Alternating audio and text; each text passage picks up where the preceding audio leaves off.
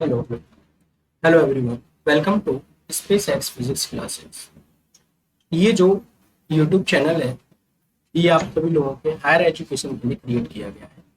यहाँ पर हम लोग बेसिकली डिस्कस करेंगे आपके लिए आईटी जैम फिजिक्स, या आप जो भी एमएससी एंट्रेंस के लिए बात कर रहे हैं, कोई भी एंट्रेंस दे रहे हैं, या फिर आप सीएसआईआर नेट जेआरएफ की प्रिपरेशन कर रहे हैं, लेकिन आपका सब्जेक्ट क्या है, फिजिकल साइंस, यानी अगर आप फिजिक्स से प्रिपरेशन कर रहे हैं, एंड अगर आप लोग यूपीपीएससी जीआईसी पीजीटी या यूपीपीएससी एंटी ग्रेड की अगर आप लोग बात, इसके साथ साथ सर हम लोग आज यहाँ पर सबसे पहले आप लोगों के साथ में डिस्कस करने वाले हैं UP assistant professor. UP assistant professor जो अभी वैकेंसीज निकली हुई हैं, जिनकी जो लास्ट डेट अभी एक्सटेंड की गई है 23 अगस्त, डेट को इंक्रीज किया गया है, एक्सटेंड किया गया है। ठीक है, तो आज हम लोग जो डिस्कस करने वाले हैं वो यूपी असिस्टेंट प्रोफेसर फिजिक्स का सिलेबस हम लोग यहाँ पर डिस्कस करेंगे। और आपके इसी सिलेबस के अकॉर्डिंग जो बिल्कुल लगभग हमारा सेम है, C S I R NET J R F से वो बिल्कुल मैच करता है। तो अगर हम लोग बात करते हैं तो इन दोनों की जो तैयारी का लेवल है वो बिल्कुल एज इट इज सेम रहेगा। और बाकी आईटी जैम का और जो यूपीपीएससी जीआईसी पीजीटी और एल्टी ग्रेड साइंस का जो लेवल रहता है वो हमारा एक जैसा रहता है। तो अगर हम यहाँ पर ये वाली बात देखते हैं कि हम किस तरीके से यहाँ पर इनकी प्रिपरेशन करें, तो इसके लिए एक बेसिक फंडा आप लोगों का ये है कि अगर आप लोग यहाँ पर आईटी जैम और पीजीटी को अगर आप फोकस कर रहे हैं, तो इसके लिए आपको ग्रेजुएशन यानी कि आपको बीएससी लेवल का जो फिजिक्स है वो बहुत अच्छे से आना चाहिए। यानी आपको 11th एंड 12th आपका अच्छा होना चाहिए, और उसके साथ में आपका ग्रेजुएशन का लेवल अच्छा होना चाहिए। और अगर आप लोग C S I R NET J R F के साथ में अगर आप असिस्टेंट प्रोफेसर की अगर प्रिपरेशन कर रहे हैं, तो सर इसके लिए आपका बेसिकली ग्रेजुएशन का बेसिक और आपका एमएससी का पार्ट बहुत मजबूत होना चाहिए। तो बीएससी एमएससी का अगर आप कोर्स अच्छे से कर लेते हैं, तो ऑब्वियसली आप लोग असिस्टेंट प्रोफेसर और C S I R NET J R F के लिए अच्छे तरीके से चीज़ों को समझ सकते हैं। बाकी आई टी जैम और पीजीटी के लिए आप लोगों को 11 12 और ग्रेजुएशन का जो आपका बेसिक वो बहुत अच्छा होना चाहिए। ठीक है, तो हम यहाँ पर बेसिकली आप लोगों का जो ध्यान रखेंगे वो सारे लेवल का ही ध्यान रखेंगे।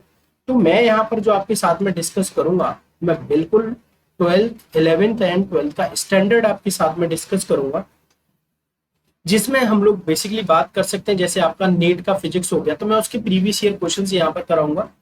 आपका जो जैसे जेई मेंस हो गए या जेई मेन का एडवांस हो गया, ठीक है, एडवांस हो गया, तो इन सारे जो प्रीवियस ईयर क्वेश्चंस है तो मैं यहाँ पर उनको डिस्कस करूंगा। क्योंकि जब हम इनको अच्छे से समझ लेंगे तो हम इसके बाद में आईटी जैम फिजिक्स और C S I R NET J R F के साथ साथ हम अपने असिस्टेंट प्रोफेसर की प्रिपरेशन को भी अच्छे तरीके से कर सकते हैं। ठीक है, तो आप ये चैनल जो है जरूर फॉलो फॉलो कीजिएगा, और जिन्होंने सब्सक्राइब नहीं किया सब्सक्राइब करें। तो मैं यहाँ पर कोशिश करूंगा कि मैं आपके लिए हर टॉपिक से रिलेटेड एक दो क्वेश्चंस, एक स्टैंडर्ड क्वेश्चंस मैं यहाँ पर आपके लिए लेकर के आऊँ, और उन क्वेश्चंस की पीडीएफ मैं आपको प्रोवाइड करूँ। कुछ शॉर्ट नोट्स भी मैं आपको यहाँ पर प्रोवाइड करूँ। ये सारी चीजें मैं यहाँ पर करूँगा।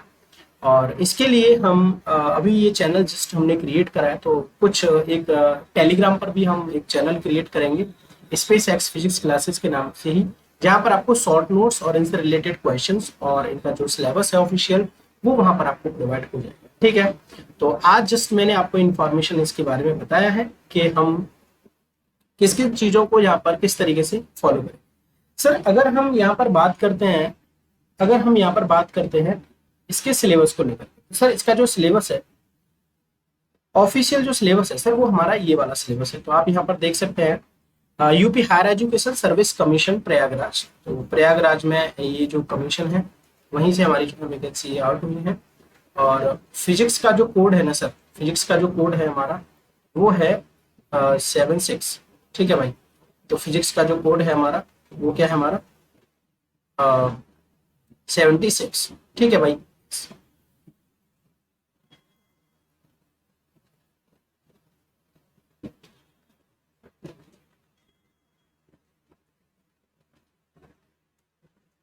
ठीक है। चलिए अब इसके साथ साथ अगर मैं यहाँ पर देखता हूँ कि सबसे पहले सिलेबस में हमारा क्या पार्ट है, तो सर सबसे पहले जो हम यहाँ पर डिस्कस करने वाले हैं वो वाला पार्ट है हमारा सर यहाँ पर क्या, मैथमेटिकल फिजिक्स। तो सर जो मैथमेटिकल फिजिक्स जो होता है, सबसे पहली बात है कि आपको इसके लिए क्या फॉलो करना है, तो आप इसके लिए सिर्फ और सिर्फ एच के दास ही फॉलो करेंगे, ठीक है सर। आप इसके लिए एच के दास ही फॉलो करेंगे, मतलब एच के ऐसा ही नहीं है कि एच के दास ही करेंगे तभी होगा। इससे रिलेटेड और भी है आपकी जैसे आफरीन हो गया, ठीक है, और फिर भी क्राइज करके भी एक बुक आती है यहाँ पे, ठीक है। तो और भी बहुत सारी बुक है, लेकिन उनकी जो लैंग्वेज है वो काफी क्लिष्ट है, लेकिन एच के दास जो है वो एक इजी लैंग्वेज है, तो उसको हम लोग समझ सकते हैं बेहतर तरीके से, ठीक है। और एच के दास में आपका ये पूरा सिलेबस यहाँ पर मिल जाता है, चाहे वो आपके डायमेंशनल एनालिसिस की बात हो, वेक्टर अलजेब्रा की बात हो, चाहे वो आपका वेक्टर कैलकुलस हो, लीनियर अलजेब्रा हो, मैट्रिक्स हो, कैले हैमिल्टन थ्योरम, ये सब मैट्रिक्स का ही पार्ट होता है। यहाँ तक ये सारा मैट्रिक्स है। फिर उसके बाद में हमारे ये डिफरेंशियल इक्वेशन शुरू हो जाता है। इसके बाद में स्पेशल फंक्शन हमारे शुरू हो जाते हैं, जिसमें हम Hermite, Bessel's, Lagrange, Laguerre, Legendre function की बात करते हैं। इनके रिकरेंस रिलेशन बहुत इंपॉर्टेंट होते हैं, जिनसे डायरेक्ट क्वेश्चन आपसे पूछा जाता है। जैसे आपसे कभी कभी पूछ लेगा कि जे हाफ की वैल्यू क्या होती है, तो आप यहाँ पर लिख देते हो कि पाई एक्स बाई टू होता है, और इसके बाद में क्या आता है, अगर ये प्लस है तो इसके साथ में क्या आएगा, यहाँ पर साइन एक्स आएगा, ठीक है, साइन एन एक्स आएगा। तो इस तरीके से भी आप यहाँ पर क्या कर लेते हो, ठीक है, एन पाई एक्स वाई जो भी वैल्यूज आपकी होती है। तो यहाँ पर हम इस तरीके से इनके रिलेशंस को देखते हैं। फॉरियर सीरीज, फॉरियर ट्रांसफॉर्म क्या होता है, लाप्लास ट्रांसफॉर्म काफी इंपॉर्टेंट। इसके बाद में सर हमारा आता है कॉम्प्लेक्स एनालिसिस, जिसमें लॉरेंस सीरीज है हमारी, रेजिड्यू कैलकुलेट करना, ठीक है, और आपकी ग्रुप थ्योरी। इसके बाद में ग्रुप थ्योरी आपकी यहाँ पर बनती है। इसके बाद में सर हमारा आता है बेसिकली न्यूमेरिकल टेक्निक, ठीक है। इसके बाद में हमारे जो क्वेश्चंस बनते हैं वो बनते हैं हमारे न्यूमेरिकल टेक्निक से। और न्यूमेरिकल टेक्निक्स में आप चीजें देख रहे हो, जैसे रियूज कुट्टा मेथड हो गया, या आपके ट्रिपेजोइडल वन थर्ड, या सिम्सन सिम्सन वन थर्ड, या 3/8 रूल हो गया। तो ये सारे जो रूल्स होते हैं, बाइनोमियल हो गया, पॉइजन इक्वेशन हो गया, नॉर्मल डिस्ट्रीब्यूशन हो गया, तो ये प्रोबेबिलिटी, ये स्टैटिस्टिक्स का पार्ट हो जाता है यहाँ से, ठीक है। तो ये हमारा क्या हो जाता है, स्टैटिस्टिक्स का पार्ट हो जाता है, और उसके साथ में सर हमारी क्या आ जाती है, प्रोबेबिलिटी। अब ये मैथमेटिक्स को सर समझना इसलिए इंपॉर्टेंट हो जाता है कि अगर मैं यहाँ पर नॉर्मल लैंग्वेज में अगर चीजों को समझने की कोशिश करें हम लोग, तो देखो जितना भी हमारा वेक्टर अलजेब्रा है ना सर, जितना भी हमारा ये वेक्टर कैलकुलस या वेक्टर अलजेब्रा आपको दिख रहा है सर, ये सारा हमारा ईएमटी का ही पार्ट है एक तरीके से। और जितना भी हमारा मैट्रिक्स और दोनों ही मिलकर के या डिफरेंशियल इक्वेशन सर, ये सारा हमारा क्वांटम मैकेनिक्स बन जाता है। तो अगर हम यहाँ पर देखते हैं, जब भी हम यहाँ पर ईएमटी या क्वांटम मैकेनिक्स की बात करते हैं सर, तो सारा सारा हमारा क्या होता है, मैथमेटिक्स ही यहाँ पर यूज होता है, ठीक है। तो उनको यहाँ पर आपको अच्छे से पढ़ना पड़ेगा। तो मैथमेटिक्स जो है वो बहुत ही इंपॉर्टेंट पार्ट है आपके फिजिक्स को समझने का। तो अगर आप इसमें अच्छा कॉन्फिडेंस ले आते हैं, तो उसके बाद में आपके फिजिक्स में जो है काफी चीजें जो है अच्छे तरीके से क्लियर हो जाती हैं, ठीक है सर। चलिए इसके बाद में सर हम लोग दूसरी यूनिट को डिस्कस करते हैं। दूसरा पेपर है सर हमारा क्लासिकल मैकेनिक्स। देखो क्लासिकल मैकेनिक्स में कहने को तो लोग गोल्डस्टीन को भी फॉलो करते हैं, जेसी उपाध्याय भी करते हैं, लेकिन सर मैंने जो बुक फॉलो करी है अपने एग्जाम्स को क्वालिफाई करने के लिए, वो मैंने जेसी उपाध्याय को ही फॉलो करा है, ठीक है। तो आप भी जेसी उपाध्याय फॉलो करेंगे तो एक अच्छी लैंग्वेज है, अच्छे एग्जाम्पल्स हैं इनके अंदर। हम भी जो यहाँ पर आपको जो मैं क्लासेस दूंगा, मतलब एक तरीके से हम लोग जो डिस्कशन करेंगे वो जेसी उपाध्याय को लेकर के ही हम यहाँ पर डिस्कशन करेंगे। तो ये हमारी क्या पूरी क्लासिकल मैकेनिक्स रहेगी, ठीक है। तो इसमें आपकी बिल्कुल बेसिक से ही चीजें शुरू होती है, न्यूटन्स लॉ से ही शुरुआत हमारी क्लासिकल मैकेनिक्स की होती है। चाहे वो हमारी स्टेबिलिटी की बात हो, सबसे पहले फेज डायग्राम, फेज स्पेस की बात करें, या फिर हम डिग्री ऑफ फ्रीडम की बात करें। उसके बाद में भी देखो हमारा यहाँ पर क्या होता है, कार्टेशियन फॉर्म में, स्फेरिकल फॉर्म में, सिलेंड्रिकल फॉर्म में हमारे कोऑर्डिनेट्स क्या होते हैं, उनके यूनिट वेक्टर्स हमारे क्या होते हैं, ठीक है, उनका एरिया क्या होता है, वॉल्यूम क्या होता है। उसके बाद में सेंटर फोर्स प्रॉब्लम, सर ये हमारा क्या एक तरीके से पोलर कोऑर्डिनेट की यहाँ पर बात होगी, आर और थीटा की बात होगी। इनसे रिलेटेड हम चाहे पोजीशन की बात करें, वेलोसिटी, एक्सेलरेशन की बात करें, ठीक है। तो ये टू बॉडी प्रॉब्लम हमारे इसके अंदर ही आएगा सर। जो स्कैटरिंग लेबोरेटरी थ्योरी और सेंटर ऑफ मास फ्रेम है, ये सर हमारे एसटीआर में भी कंसेप्ट इनका यूज होता है। तो सारी चीजें क्या एक दूसरे से इंटर रिलेटेड है, तो आप इनको बेहतर तरीके से समझेंगे। जिसमें सबसे इंपॉर्टेंट रहता है आपका लैग्रेंजियन और हैमिल्टोनियन फॉर्मेलिज्म, उनके इक्वेशंस, पॉइसन ब्रैकेट क्या होती है, कैनोनिकल ट्रांसफॉर्मेशन की कंडीशंस क्या होती है, सिमेट्री, इनवेरिएंस या कंजर्वेशन लॉस हमारे किस कंडीशन में लगते हैं, साइक्लिक कोऑर्डिनेट क्या कहते हैं। जैसे कि अगर हमारा लैग्रेंजियन, अगर मैं यहाँ पर लिखता हूँ D over D T, D L over D Q dot minus K T L over D Q is equals to G के।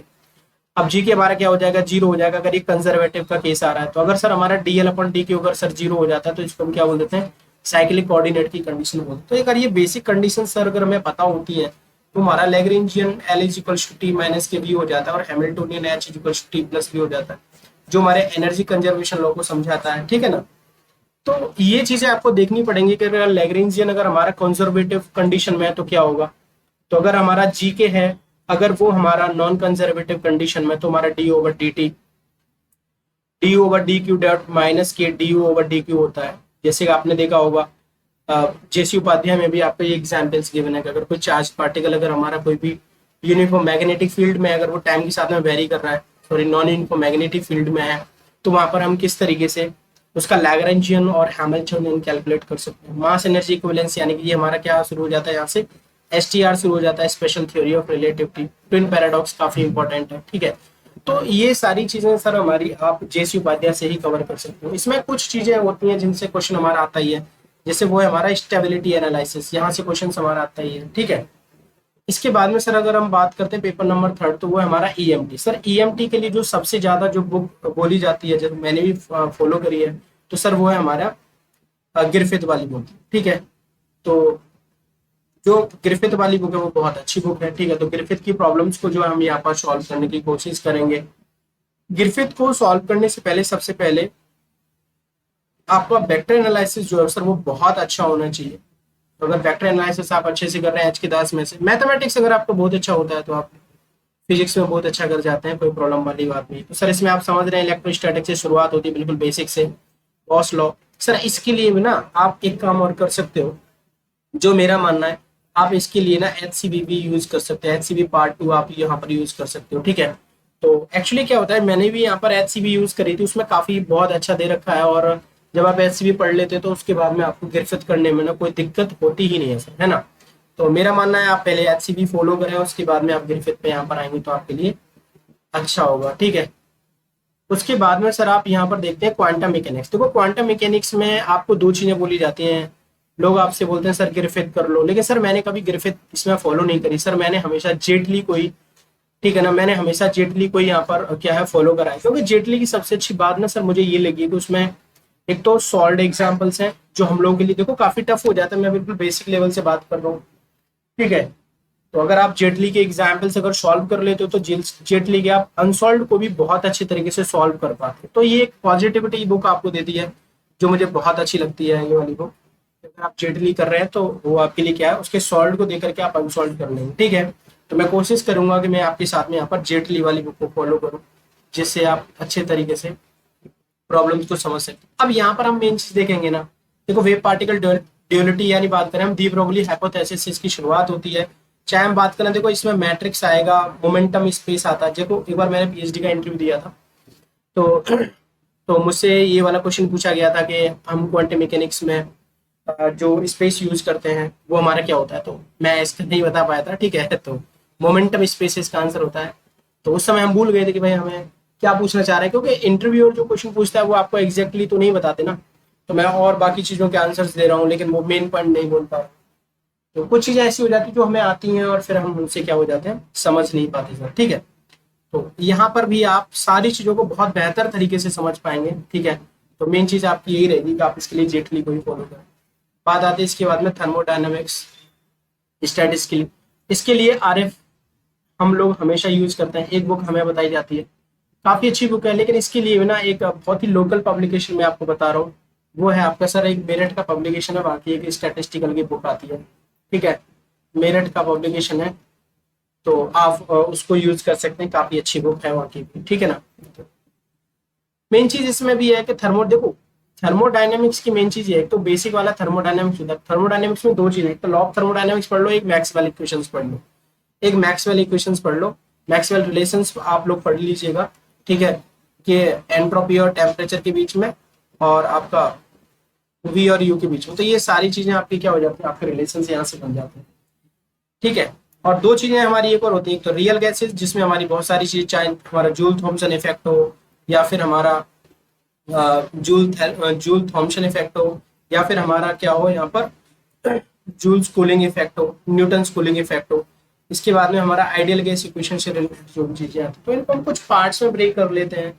इसके बाद में अगर हम लोग बात करते हैं किसकी, जैसे क्लाउसिस क्लैपेरॉन की बात होगी, तो हमारा क्या है, क्लाउसिस क्लैपेरॉन का एक सीधा मतलब वहां पर यही होता है कि वहां पर हम बात करना चाह रहे हैं फेज ट्रांजिशन की, ठीक है ना, तो वो फेज ट्रांजिशन हमारा हो गया। इस तरीके से चीजों को हम लोग डिस्कस कर सकते हैं। इसके बाद में सर हमारा क्या हो गया, इलेक्ट्रॉनिक्स। इलेक्ट्रॉनिक्स में वी के मेहता वाली जो बुक है वो बहुत अच्छी बुक है, तो बहुत अच्छी बुक है, तो इलेक्ट्रॉनिक्स आप वहां से पढ़ सकते हैं। बिल्कुल बेसिक सबसे अगर इजी अगर कोई भी टॉपिक पढ़ता है, कोई भी अगर आपका पार्ट है इस फिजिक्स का, तो आपका इलेक्ट्रॉनिक्स होता है, और यहाँ से बहुत सारे क्वेश्चंस आपके बनते हैं, ठीक है। देखो ए टू डी और डी टू ए वाले जो क्वेश्चन है 1/2 की पावर n माइनस वन, तो यहाँ से डायरेक्ट क्वेश्चन आपका बनता है, ठीक है। डी टू ए कन्वर्टर आपने इसका एमएससी में एक्सपेरिमेंट भी करा होगा, माइक्रो प्रोसेसर और ये सब चीजें, ठीक है ना, तो आप चीजों को अच्छी तरीके से कर सकते हैं। एक्सपेरिमेंटल टेक्निक में हमेशा क्वेश्चन आता है, डाटा एनालिसिस को आप इसके लिए एरर वाले क्वेश्चंस को बहुत अच्छे तरीके से कर सकते हो। और देखो जब भी एरर वाली बात यहाँ पे आती है ना, y इक्वल्स टू एक्स की पावर a इंटू जेड की पावर b, तो अगर यहाँ पर आप ना चेंजेस कैलकुलेट कर रहे हो तो आप a से मल्टीप्लाई कर देते हो, this is delta x upon x plus minus के बीच डेल्टा जेड अपॉन जेड, तो ये सारी चीजें आपकी यहाँ से कैलकुलेट हो जाती हैं, ठीक है। और यहाँ पर पूरा मैथमेटिक्स आपका रहता है, पूरा मैथमेटिक्स आपका यही रहता है कि आपने मैथमेटिक्स को कितने अच्छे से पढ़ा है। इसके बाद में आपका एटॉमिक एंड मॉलिकुलर फिजिक्स है, इसके लिए सिर्फ आपको एक ही बुक जो है फॉलो करनी होती है, वो है आपकी राजकुमार वाली बुक, ठीक है ना, तो राजकुमार वाली बुक को आप बहुत अच्छे तरीके से यहाँ पर फॉलो कर सकते हैं, ठीक है। आपको सारी चीजें वहीं पे मिलेंगी, एलएस कपलिंग क्या होता है, जे कपलिंग क्या होता है, स्टैंड गर्लच एक्सपेरिमेंट क्या होता है, और इसमें भी सबसे इंपॉर्टेंट बात होती है आपकी जीवन इफेक्ट और पास्चन बैक इफेक्ट, ठीक है। तो इनसे क्वेश्चन जो हमेशा बनते हैं आपके, ठीक है। और इंटरव्यू का सबसे इंपॉर्टेंट क्वेश्चन होता है आपका एक्सरे से रिलेटेड, जो कैरेक्टरिस्टिक्स एक्सरेज होती हैं वो कैसी क्रिएट होती हैं, उनकी प्रॉपर्टीज क्या होती हैं। और दूसरी इंपॉर्टेंट चीज जहाँ से क्वेश्चन आपका आता है सर, वो है आपका लेजर, तो लेजर से भी आप क्वेश्चन को अच्छे तरीके से बना सकते हैं, ठीक है। उसके बाद में सर आपकी आती है condense matter physics, most important part आज के टाइम पे, रिसर्च का भी सबसे इंपॉर्टेंट पार्ट ये है। मैं भी रिसर्च जो कर रहा हूँ वो कंडेंस मैटर फिजिक्स में ही कर रहा हूँ, ठीक है, तो मेरा भी पार्ट आपका कंडेंस मैटर फिजिक्स ही है। तो इसमें क्या है, आप पूरी बब्बर को आप इसमें यूज कर सकते हो, ठीक है भाई, पूरी बब्बर को आप इसमें यूज कर सकते हो, काफी इजी लैंग्वेज और बहुत ही शॉर्ट में उन्होंने चीजों को लिखा है, ठीक है। तो आप यहाँ पर बहुत ही अच्छे तरीके से चीजों को पढ़ सकते हैं। इसमें क्रॉनी पेनी मॉडल हो गया या फिर आपका आइंस्टाइन का मॉडल हो गया, ये सारी चीजें आप अच्छे तरीके से पढ़ सकते हो। लास्ट में सर आपका हो गया न्यूक्लियर एंड पार्टिकल फिजिक्स। देखो न्यूक्लियर पार्टिकल फिजिक्स के लिए मैंने कभी कोई बुक नहीं पढ़ी, मैंने हमेशा इसके लिए नोट्स ही पढ़े हैं।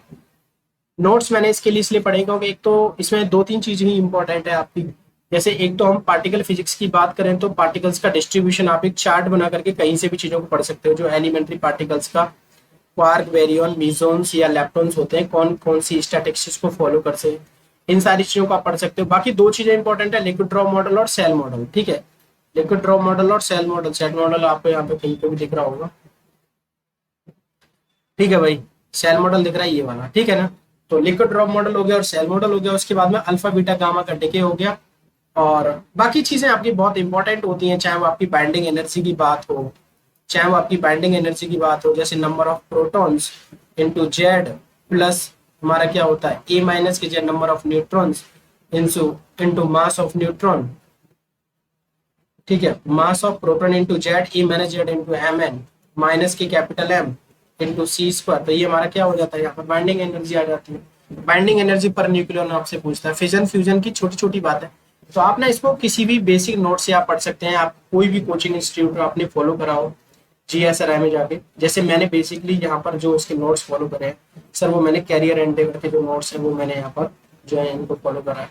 तो मेरा कहने का मतलब ये है कि मेरे पास में जो भी नोट्स है मैं कोशिश करूंगा कि मैं आपको ज्यादा से ज्यादा संख्या में उन सारे नोट्स को मैं आपको प्रोवाइड करा दूं, ठीक है। तो ठीक है, कोई दिक्कत नहीं। तो आज हमने जो डिस्कस करा है ये हमने असिस्टेंट प्रोफेसर यूपी का जो है सिलेबस वो मैंने यहाँ पर डिस्कस किया। मैं पूरा प्रयास करूंगा कि मैं आपको IIT JEE के क्वेश्चंस जो आपके एडवांस लेवल के हैं, IIT JEE के क्वेश्चंस भी मैं यहाँ पर आपको प्रोवाइड कराता रहूंगा।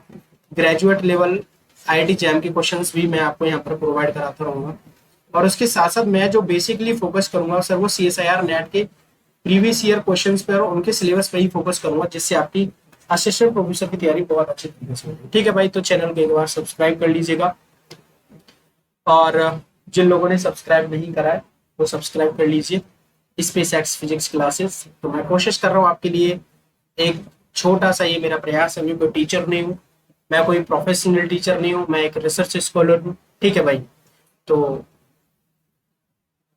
ये सिर्फ आपके लिए है कि आपके लिए एक हेल्प हो सकती है। एज ए फ्रेंड मैं यहाँ पर आपको पढ़ाने की कोशिश करूंगा, हम लोग डिस्कस करेंगे, एक्चुअली कोई किसी को नहीं पढ़ा रहा है, हम सिर्फ यहाँ पर एक अच्छा एक हेल्दी डिस्कशन करने की कोशिश करेंगे। तो आपके जो भी क्वेश्चंस होंगे मैं आपको नेक्स्ट क्लास में बताऊंगा कि हम टेलीग्राम पर जो चैनल बना रहे हैं उस चैनल का नाम क्या है, और उस चैनल पर सारी चीजें आपको क्या होंगी प्रोवाइड होंगी। आज के लिए इतना ही। Thank you so much, take care, thank you.